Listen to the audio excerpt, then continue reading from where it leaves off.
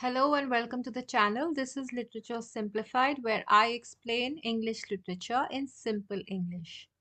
Today we are looking at the poem Stopping by Woods on a Snowy Evening by Robert Frost. This is a very short poem, and though it appears very simple on the surface, it touches on some bigger ideas which I will discuss in a moment. This poem is very famous and loved by many because it uses everyday language but still manages to say something quite deep. Let's first discuss the context of the poem, which might help you to understand it a bit better. Robert Frost wrote this poem in the 1920s at a time when he was dealing with a lot of personal and emotional stress. World War I had just ended and people were trying to rebuild their lives. They were all very tired, but they were also hopeful that life could somehow go back to normalcy slowly. His own life was also difficult and full of struggles. Frost uses very simple language in his poems, and the settings of the poems are often rural, such as villages, woods, or the countryside. And he uses clear images to describe things, but they have a deeper meaning under them. So now let's start and go through the poem. Whose woods these are, I think I know. His house is in the village, though. He will not see me stopping here to watch his woods fill up with snow. The speaker is traveling through the snow and he stops near a forest. He knows who owns these woods or this forest, but the owner lives in the village. So nobody is going to notice him standing here and staring out at the snow. This gives him that small private moment to just watch the snow fall. My little horse must think it queer to stop without a farmhouse near, between the woods and frozen lake, the darkest evening of the year. His horse doesn't understand why they've stopped. There's no farmhouse nearby, it's completely dark, and it's not a usual place for them to pause. He gives his harness bells a shake to ask if there is some mistake. The only other sounds the sweep of easy wind and downy flake. So the horse gives his harness bells a little shake, almost as if he's asking, are you sure we are supposed to be stopping here? The entire scene is very calm. The only sounds are the horse's bells and the soft wind blowing the snowflakes around. It's peaceful, as if time has slowed down. The woods are lovely, dark, and deep, but I have promises to keep, and miles to go before I sleep, and miles to go before I sleep.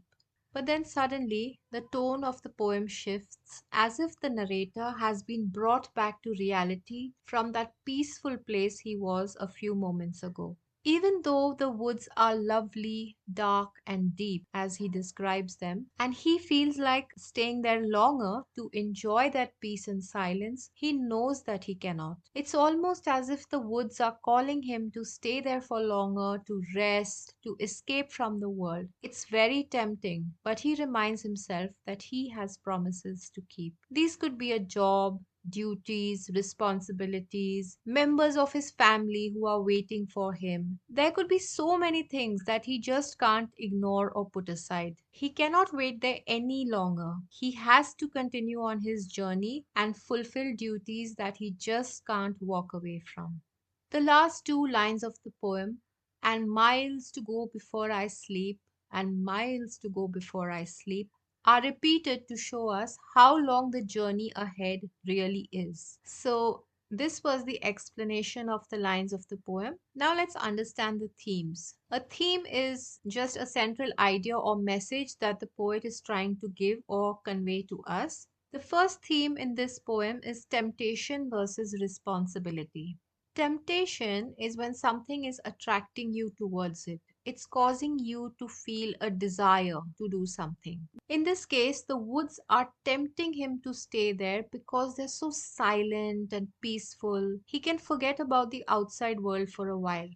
But then comes his sense of responsibility, and he knows that no matter how tempting these woods are or this silence is, he cannot stay here. He has things to do. There are people depending on him. So he must go. So that's the first theme.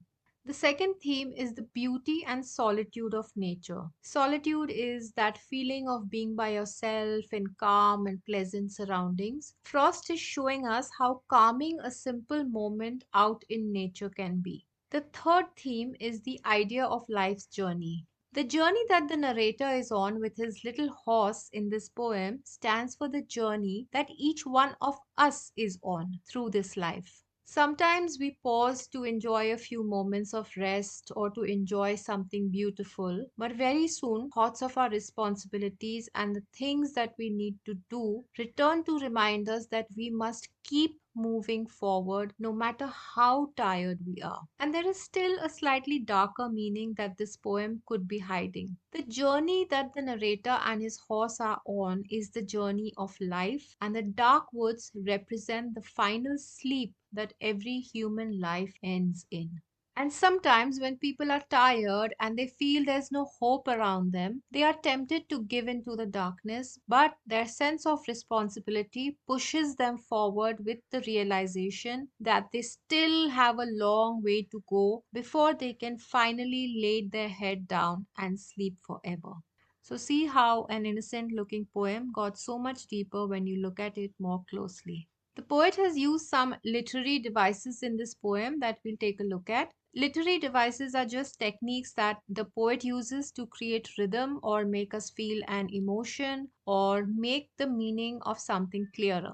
The first device is imagery. The poet uses words as if he's painting an image with them. Instead of paint and brushes, he's explaining in words how the woods look, dark and full of snow, and you can clearly imagine it.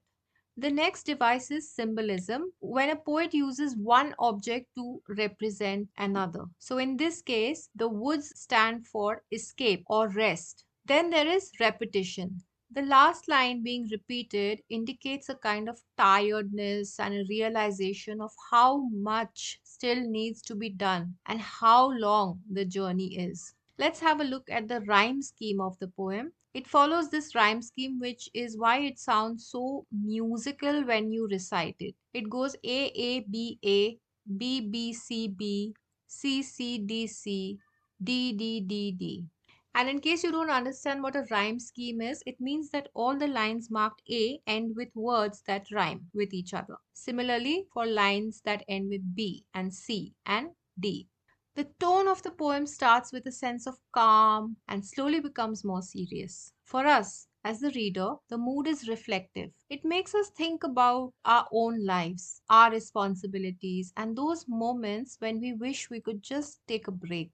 The most important things to remember about this poem are the themes that I have discussed earlier. Whether you just want to understand the poem better or you need to remember key points for an exam, those are the things that you need to know.